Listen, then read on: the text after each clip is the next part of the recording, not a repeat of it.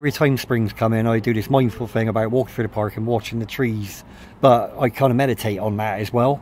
And like, I'm always in the park anyway, whether it's raining, even if it's raining, it's just, I still don't fight anything anymore. I've sort of trying to, like, I've give in to everything and thought, right, it's raining, you're not going to have any harm from getting wet, you're just going to get wet. It all started, I had a few bad things happen in my life when I was quite young. 26, and my mother died, my partner left and took the children. I fell into really bad mental health problems, and so I decided to self-medicate with alcohol. And after 26 years, I was on about 15 to 20 cans a day, and anything else I could get my hands on. And I decided to visit a doctor's. I got warned and told that, you know, it's advised that I did stop drinking for my own health, and could obviously result in death if I carried on. I kind of took that on board, went home, tried to stop, I couldn't. I ended up back down to doctors again and put on to BDP, and I attended meetings for 3 months. And yeah, a young girl finally got in my head and stopped me drinking after 3 months. What brought you to the Hope Project? What was going on for you before you met with me? I ventured out, and obviously I was going through the system, the dreaded system as I call it.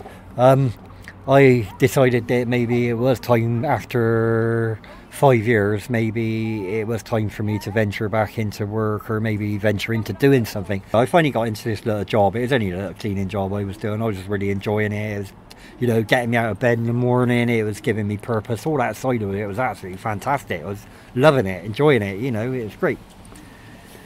But as a couple of months went by, I was finding my physical health was deteriorating, and also I've got quite a few medical problems, as in COPD, anxiety issues, and a few mental health problems like that. I was kind of I kind of felt like my recovery was slipping out of my hands, and I wasn't in control of it.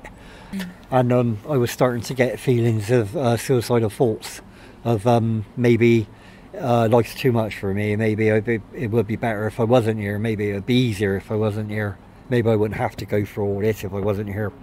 You know, so that brought me to this lovely organisation called Second Step, where I met a lovely Ezra, who helped me and held me hand all the way through getting myself back into recovery again. Do you feel like you're looking through different eyes now that you're sober? Massively looking through different eyes. Everything's awake, everything's alive, everything's clear, you know, it's not blurry anymore, you know, everything was a blur. You know, for 26 years it was a blur.